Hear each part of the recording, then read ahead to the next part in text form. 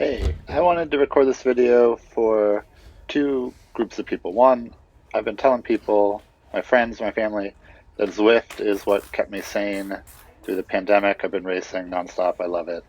And then I think for other people like me who might be interested in Zwift and like what it takes to race in Zwift, I started racing at the beginning of the pandemic. I was at the end of the slow category, the D category. I just made it my goal to win a race. And lately I've been competitive, but at the beginning I was like just way at the back. So it took me all year to get competitive. I don't actually train that much. I probably only ride 4 hours uh, a week. And I'll get into that a little bit more. Um, but here I am at getting ready to race, and the race kicks off in about 30 seconds. So before the race gets started, let me show you. Basically, what's happening is I'm riding my normal road bike, and the road bike is attached to this thing called a smart trainer. And the smart part is that the resistance on the wheel changes to reflect the course. And then Zwift is the other piece of this. It's the virtual bike ride that kind of adjusts the resistance of my wheel, and so I feel like I'm actually doing a real ride. And they also set up these races where I'm racing other people in real time. It's kind of a simplistic view of actual bike racing because I don't have to deal with the bike handling. Uh, and here we go. This is what it looks like. My theory is, and this took me a while to learn, is just to go out as hard as possible, because what always wears me down is if I have to chase a pack for a couple minutes. Instead, what I want is to be in a pack pretty early on. So this race is, so I go out hard, get behind people, and then just draft as much as possible. Um, this is a weird race because they merge all the categories, and that's why there's all these people ahead of me. There's 4 categories. All of the categories have people that are pretty fit. I'm in the low category, the D. You can see on the right the yellow, people with the yellow um, D icon. Those are my category people, but we're all together. And uh, yeah, I'm in this pack. I see a pack ahead of us. At this point in the race, I'm thinking, oh, we might actually be able to catch that pack. I just don't want to be the one who does all of the work. I might help a little bit, but I don't want to do all of the work. And I'm also starting to figure out if my goal is just to win my category, which that is my goal. I used to be nearly last place in my category, so winning would be huge for me. Um, I don't really need to worry about anyone who's not in my category. So I'm starting to figure out at this point that actually there's probably not anyone from my category ahead of us. And so me taking the lead here, by the way, I'm in the magenta. I am in the lead of this pack right now. This is just a waste of energy. I normally never take the wind, so to speak. I'm almost always trying to draft as much as possible and conserve energy for the end, because it's tight. I mean, I used to not even be able. I used to get dropped by the pack, and so conserving energy for me is important. Um, and is normally what I try to do, but I think I'm still at this point in the race a little bit confused. So, and the confusion is just, do I wish I was in the pack ahead of us or not? And yeah, I think at this point I do wish that, but I should just give up. So as you're watching the race, on the top left, there's this power output. This is because I'm doing 240 watts right now. This is one of the really cool parts of online racing, or kind of modern bike riding, is it gives you this instant look about how much power you're generating as you pedal, and so you can adjust your effort based on that. And so I know for me that 220 watts, that's like I'm recovering a little bit in a race if I'm down at 220 watts. 250 watts is fine. 280 watts where I am right now, I can't keep this up the whole race. So this is wearing me down, and this is why I should be drafting. 350, 400 watts, those are really limited efforts. Sometimes I have to do that just to not get dropped, or if I do get dropped, to catch back up to a pack. But I'm not able to do that very many times in a race.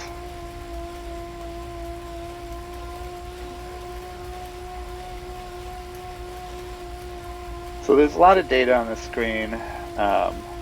You can kind of see all of, if you look in the list of where all the riders are on the right, you can see a lot of yellow dots around me that are used either plus or minus 0 seconds from me. That means they're in my pack.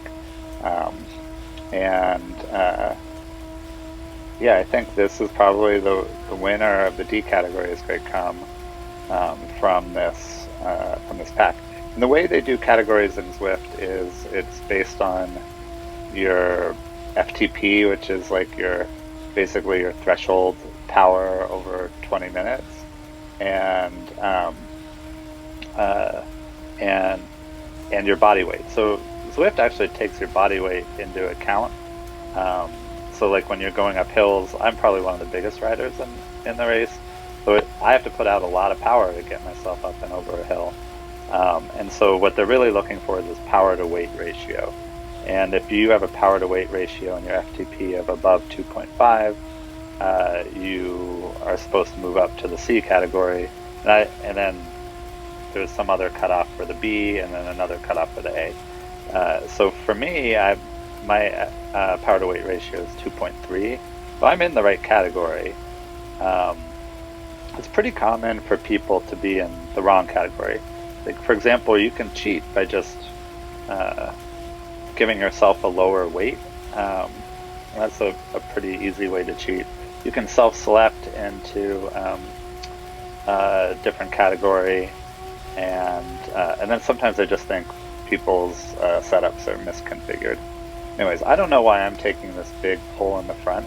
This is stupid. It's really hard to break away as an individual rider. And then actually, if you look at the list of riders on the right, this person ahead of us, who's listed as 2 seconds ahead of us, they're just in a different category. So it doesn't even matter if they get away, if what I really want to do is just win this race. So that was not a super smart pull. And I think because we were going over a hill, I had to do a pretty big effort just to keep up with these two guys. But now I'm doing something smarter. I'm recovering at 200 watts, conserving energy. So many numbers on the screen. If you look over on the right, my heart rate's 164. This is basically my threshold heart rate. If it gets above 170, I have a hard time seeing and or thinking, and that'll come up later in the race. I think I'm a little bit worried at this point that people are going to start getting feisty and this pack might split. And so I try to be a little bit on guard, because Zwift does this thing where it has this AI that's trying to decide whether or not you want to be in someone's draft or not. And sometimes it makes the wrong decision and you get stuck in someone's draft when what you really want to do is get around them. And so yeah, this is kind of going on. You got two pretty strong riders who just broke away, and they probably can't stay away, but there's some part of me that doesn't want that to happen. So this to me is good. Someone else is chasing, and I want to get on this person's wheel and have them pull me up. So I'm doing 350 watts, which is a lot for me, and I'm back in their draft. So you kind of see by my avatar if I'm sitting up or in the drops. If I'm sitting up, I'm in someone's draft. If I'm in the drops, I'm not. So right now I'm drafting. So my understanding is Zwift, the draft bonus is not as strong as it would be in real life, just because Zwift assumes most people are here for a workout. They don't actually just want to sit in a virtual pack and dawdle. So maybe like half as much of a benefit as you would get in real life. But it's significant and it does matter. So yeah, we're in this like little pack. It's starting to break apart. I'm a little bit worried, or maybe just antsy, maybe just feeling good. Uh, so I zip it back together, bring my little chase group back up to these two. I could be much more aggressive at conserving energy here, but I guess I was just feeling good. So you see, like that, my effort paid. Like now, my heart rate's 170, and this is about where I stopped being able to think straight.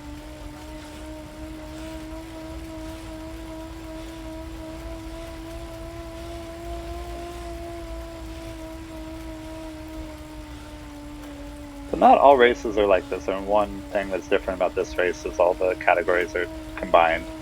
Sometimes the categories are separated. And this race also doesn't have power-ups, which is a big part of a lot of Zwift racing, but uh, just not a factor today. I always get antsy on the hills. I think the hills are one of the places where things break apart. And especially because I have such a penalty. I mean, some of these people might be 50 or 60 pounds lighter than me. And so we're not on the world's biggest hill. This is 1%. But I can see this as a switchback. I assume there's bigger gradients coming. You can see the gradient in the top right, there's where it says 1%. And I don't want to get dropped or have the pack split apart on me and me be on the wrong side of it. So I'm trying pretty hard to stay near the front.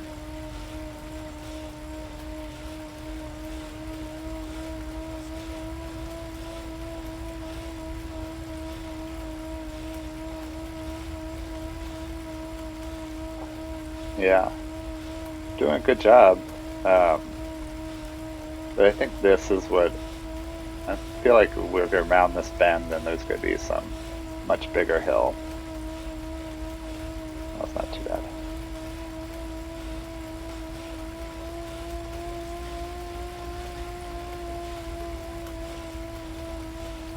But yeah, this is, I mean, right here, it's starting to split again. I'm getting spit off the back a little bit. I just can't let this happen.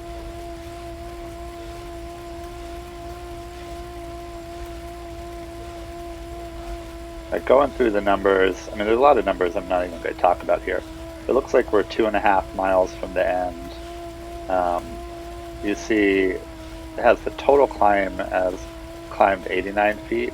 But I think for the race, I think I saw ahead of time that it's 200 feet of total climbing. So there's a decent sized hill somewhere in this race, and I feel like I'm on disadvantage on the hills, and so uh, I'm just a little bit worried about whatever is coming.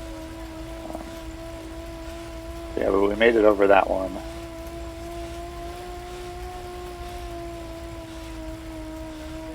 This guy's getting away. I was really much feistier, I was doing way more work than I normally do in a race. I think this guy's attempt to get away is probably doomed, and could have just followed wheels rather than chase him down myself.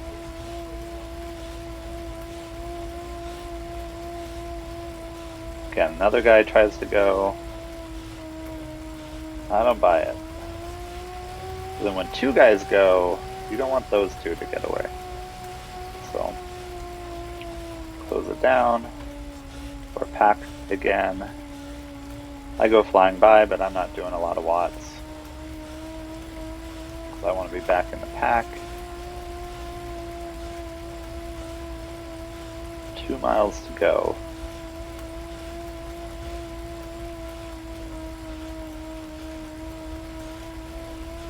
So I think, I didn't really realize this, but I think the pack is split a little bit.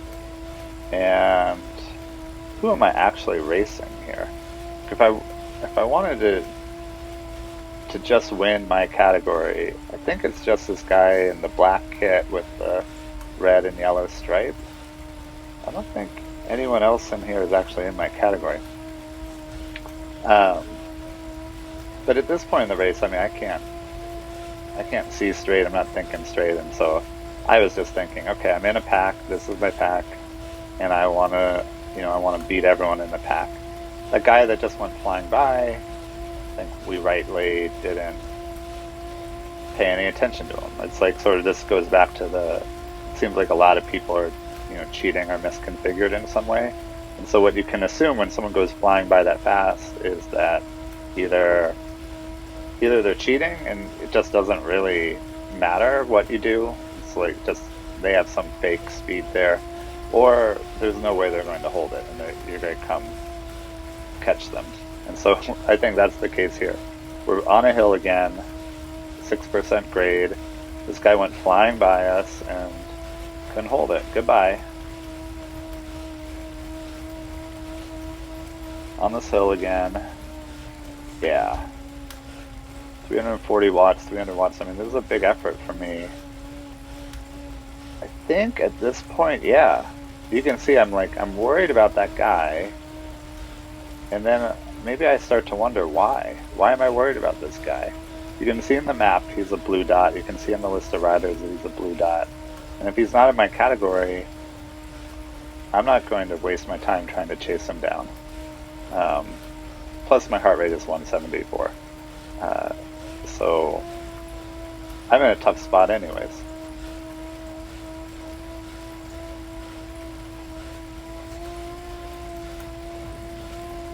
So that guy is off. We're actually not going to see him again. We're in a group of, I think it was a group of 4. Only one of these guys is in my category, but of course I don't know that because I can't see straight.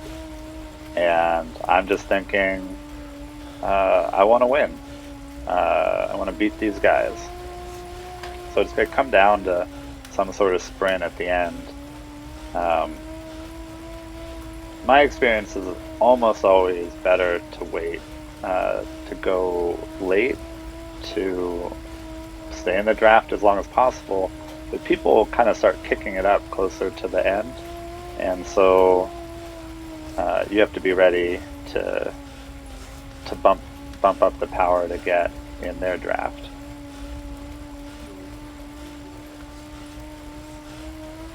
Yeah, so we're less than a mile to go, so this would be like maybe 2 minutes to go. And I don't shift gears a lot in these races, but now is when I start shifting into harder gears, because I had to do 300 watts there, and might have to do 500 watts early in the sprint, and usually to have a chance to win it takes 700 or 800 watts.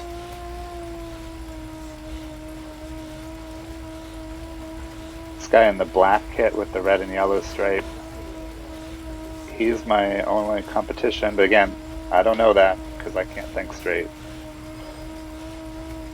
Half a mile to go.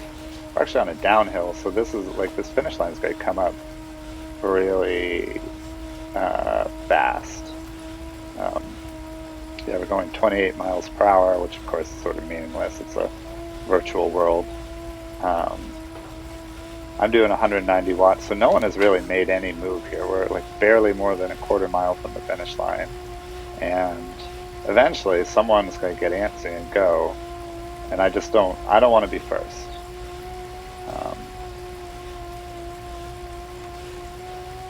So yeah, here we go. I think it's coming now. Oh, you see this rider in blue, he went hard. Now I'm above 500 watts, and right about here, he starts coming back to me, and I know I've got it. Most people don't have a second hard sprint like that. Got it up above 800 watts, no one came with me, and I won.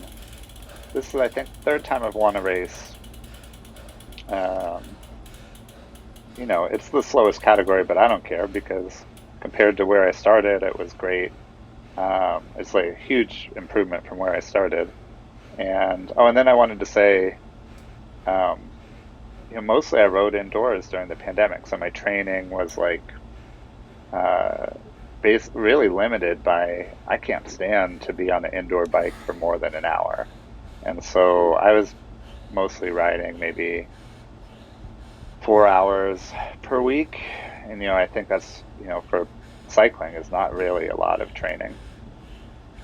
Um, Not a big celebration if you win, which I think is weird. Um, but yeah, still good effort saving it off, and that's what it takes, man. That's or whatever people. That's what it takes, people.